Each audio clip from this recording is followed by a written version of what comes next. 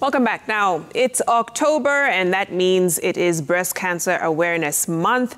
Now, a lot of research, funding, and of course, testimonies of cancer survivors have been the reason many more people are aware of the dangers and, more importantly, now know how to prevent it. Well, tonight, my guests are no strangers to our screens, as we've told their stories before on this platform. But we decided to check in with them on how they are navigating life post-cancer and the lessons they have learned so far. Joining me now are Lali Marie and Wende Mutiso, both cancer survivors. Ladies, thank you so much for joining me this evening. Let me begin with you, Lali. You call yourself the cancer queen on social media. Why is that?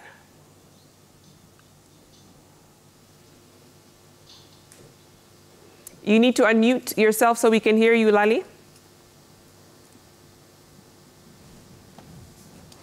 Okay, thank you, Vicky, for having me in your show. How is your evening? I trust you're fine and you're good. Yeah, I decided to call myself as a cancer queen because I felt like I have fought this battle and cancer, so I thought I should call myself cancer queen. Yeah. And you were actually diagnosed when you were 18, is that correct? I started showing some symptoms when I was 18, but I was diagnosed when I was 21. And what was that journey like for you, being so young, getting that diagnosis? How did you navigate that time? Okay, it was difficult. It was hard because that's around 2011, and not many people who knew about cancer. So I could really fear about my life. Then it was immediately I did my KCSE. So I felt like the whole world is against me, and I could really ask myself a lot of questions. Why me? And I felt like I'll just die. It was so stressful, and at some point I felt like I should just die, or I should just commit suicide, Yeah. No, it's definitely a difficult process to go through. Let me bring Wende in.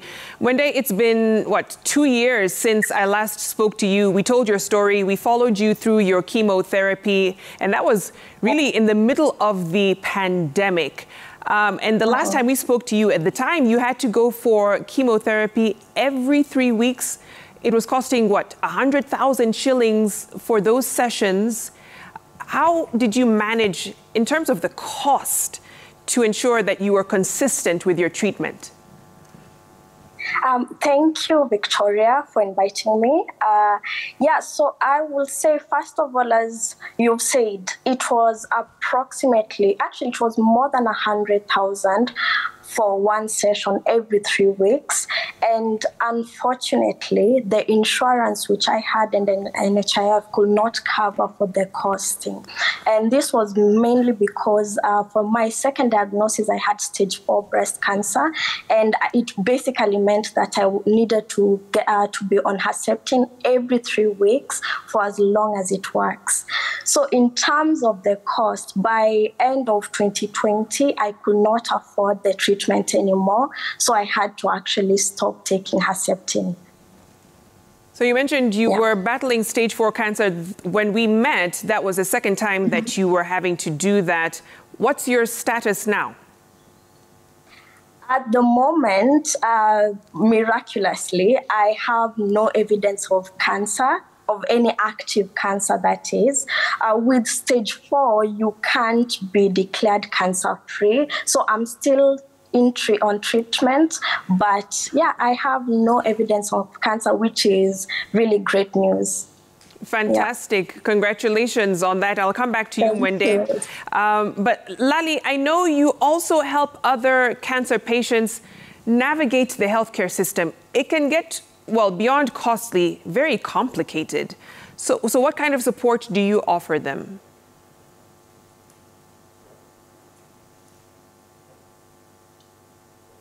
Okay, thank you, Vicky.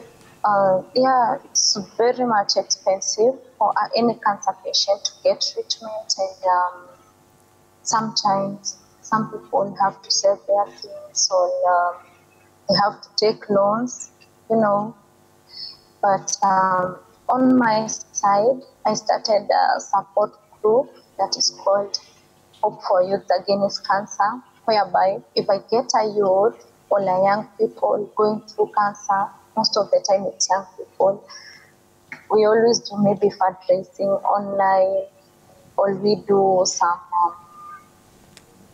GoFund, you know. Mm-hmm. Yeah, so that's what we do. And beyond the cost implications, what other challenges do especially younger patients face when trying to access treatment? Yeah, it's difficult because some don't know, like, you know, there's that ignorance all over, maybe in this country, I may say, that people really ignore, and they feel like they are not prone to cancer, and they are like, cancer is for old people. So at times, when they get cancer, they are like, no, they have denial, no. Number two, like, they're like, I can get treatment. So, yeah. And Wande, let me come back to you, because, you know, you're on the other side of this now. You're in remission, and it can be sometimes difficult coming from a track of always seeking treatment. You're constantly in the hospital. You're seeing specialists for different things. And now you no longer have to do that, and you're having to craft a new life for yourself. How has that been for you? Actually, I'm still supposed to be on treatment, on medication, and I do checkups. I'm supposed to do checkups every 3 months. So again, in terms of finances, it's quite expensive, since I'm supposed to be doing, you know, the scans, and, you know, there are injections I need to take every 3 months.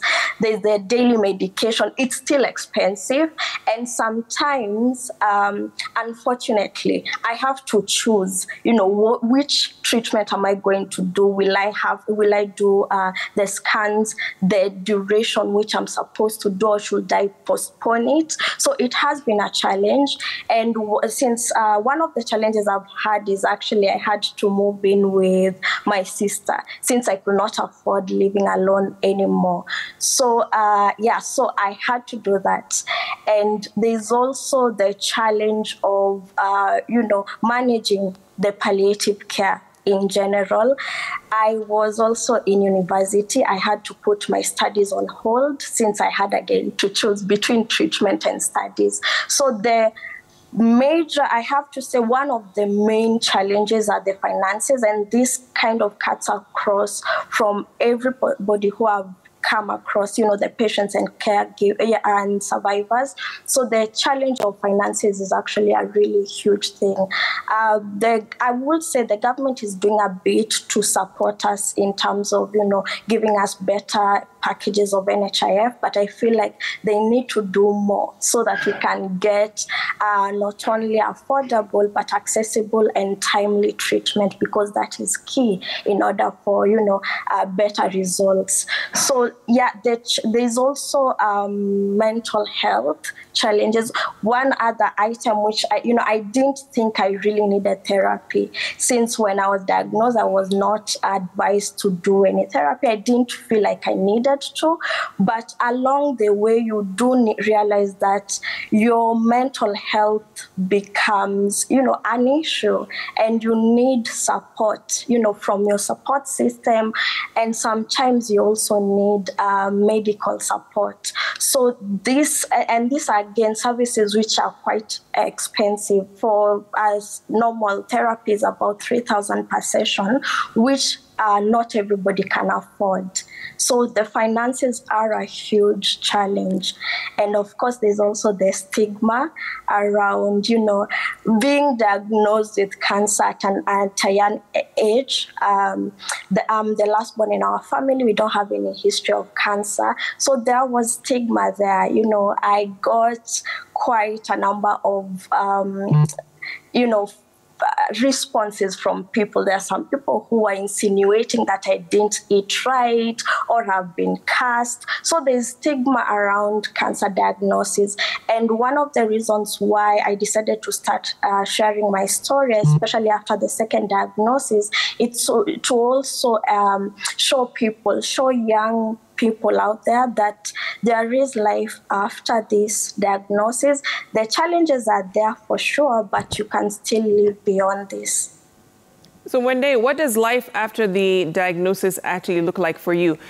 I'm curious to know what new activities you're engaging in now that are giving you a sense of hope. Yes, so one of the things, after I got my second diagnosis, I came up with this list, a bucket list. Now I call it a dream list. So because when I was diagnosed the second time, I was told I have a year to live. So I came up with a list of things I wanted to do before I die at that time. And one of the things was to climb a mountain. And around beginning of last year, I joined an organization called Kilele Health Association, which is made up of cancer survivors and caregivers. So I managed to summit Mount Kenya last year in September with them, and this year in March, Mount Kilimanjaro. So I've been doing different activities to also just, bring some spice in my life and to not have a dull, there's this notion whereby when you're diagnosed with cancer, you kind of don't have anything else to do other than either do treatment. So we are trying to demystify that as well. Amazing, and congratulations on summiting Mount Kenya and Mount Kilimanjaro. You also summited the mountain of cancer as well, I must say that. Lali, let me come to you because, it's been 13 years since you went through your bout with cancer. And when you think about now, and, of course, Wende has talked about some of the things that she's done to kind of live a normal life. I know you shared on social media this week, in fact, that you were going for a PET scan. Of course, this is routine. Do you ever kind of go through the fear that it will come back? And how do you deal with that feeling or that fear? Thank you, Becky. Yeah, it has been a difficult year for me because I have been having a few issues here and there, and I have been having some red flags, which I have been assuming they might be a recurrence. So, yeah, I was taken to a PET scan where I got my results yesterday. I have the results as far now, but I don't want to read. I don't want to decide or to conclude what they say. I want to go to my doctor next week, part 1, and they can give me the way forward. And I'm gonna go through a second chemo. If I'm free or if no cells are seen, I'll just be like, I don't know where I'm gonna go, Vicky, because I'm gonna be super, super happy. Okay, life has been well, and it has been okay. I'm this person, like, I love work and work and work. Like, sometimes I work excessively, just to keep myself busy. And also, like, like people when they are diagnosed with cancer, they are like, okay, let me just sit back, and maybe ask for help. But to me, I was like, I need to work. I want to get my own money. I need to save. And if by any chance I get someone to help with what I earn, I'm okay. So I'm still eagerly waiting for my results. Well, Lali, we are wishing you all the best, and you are a fighter. You have proven that over the years, and we believe that you will certainly overcome this as well. Thank you so much to Lali and Mwende for sharing their stories of triumph and beating cancer. It is possible, and having a life after it all. All right, on that note, let's take a short break here on Citizen Weekend Sports News.